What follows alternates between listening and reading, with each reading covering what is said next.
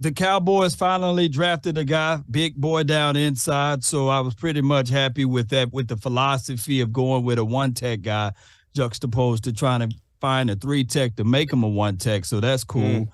The Schoonmaker at the time of the draft, I didn't know who he was or why they went that way. And down the line, I kind of like Overshown, and I kind of like Deuce Vaughn out of this draft. And I'm just ready for the season, man. The schedule came out. I see that the Cowboys got 2 New York teams for back-to-back. So it's all good. That's what's been going on so far. Yeah, I think I'm in the same boat right now. Like, we got our picks now. The draft was exciting. There was some tears, some cheers.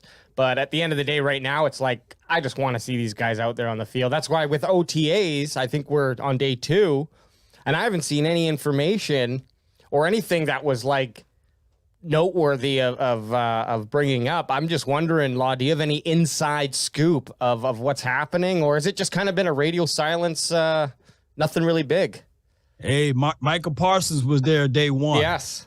Hey, that's good news for us, right? It's very good news for us. That is true. especially after, the early reports of him, it came out about him getting jacked up, getting to 345 pounds. He was going to miss all the off-season training to get jacked up, and then he shows up. So that is a surprise, and that is good. But I've been trying to scour the internet, like Alex said too, and I just can't find fuck all about anything really. And I was kind of hoping there'd be some videos on it, something that I could at least digest a bit, but there hasn't really been much. There's been a few Deuce Vaughn videos. Obviously, I'm going to say this. I got to ask you this. Deuce Vaughn, I know you like him, but is he not the most hyped up 6th-round player that the Cowboys have ever taken? He may be. I just look at it like this. He will be the change of pace guy. And I'm not asking him to be the end-all, be-all. I want to see him only for a spoonful of reps. I need Tony Pollard to be back out there. I need for Rojo, Ronald Jones, for those who don't know, to be out there, and then Malik Davis. So if we can get a little sprinkle here and there from Deuce Vaughn, it'll be a plus for us. Because technically, by the stats and numbers, he had just as much yards or many yards as Jahmyr Gibbs, as well as Bijan Robinson. Oh, yeah, no doubt. Deuce Vaughn had an amazing college career. Mm-hmm. One thing I do want to ask you about him, and we've talked about this a little bit, but between him and Turpin, do you think it's an end-all, be-all between them two? Can they coexist on the team, or do you think one or the other makes or breaks the team, or do both end up being on the roster? Well, due to this new experiment that the NFL just released today, basically, it may not be no more need for KaVontae Turpin for kickoff returns. So, or punt returns. So it could be a situation whereas if KaVontae Turpin don't let his name be known out there for wide receiver play, then it's kumbaya for him, So hopefully Deuce Vaughn can make some splashes here. And the cheaper option will be, at this point, I think it will be Deuce Vaughn.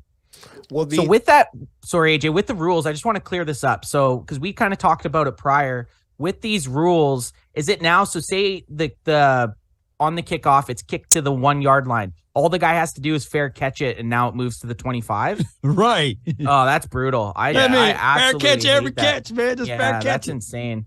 Yeah. I hate that. Well, what the data behind that decision was, it would bring kick plays or return plays down, I believe, from 38% to 31%, which is a 20% drop, within that, 7%. Am I saying this correctly?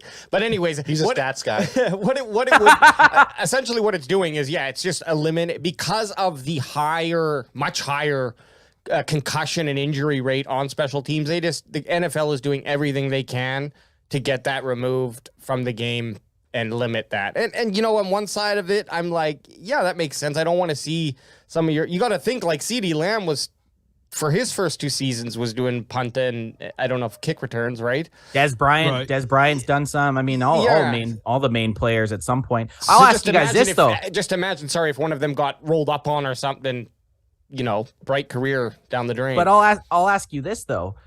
say the guy gets kicked to the 1 yard line, right? He catches the ball. I want to see the stats on concussions.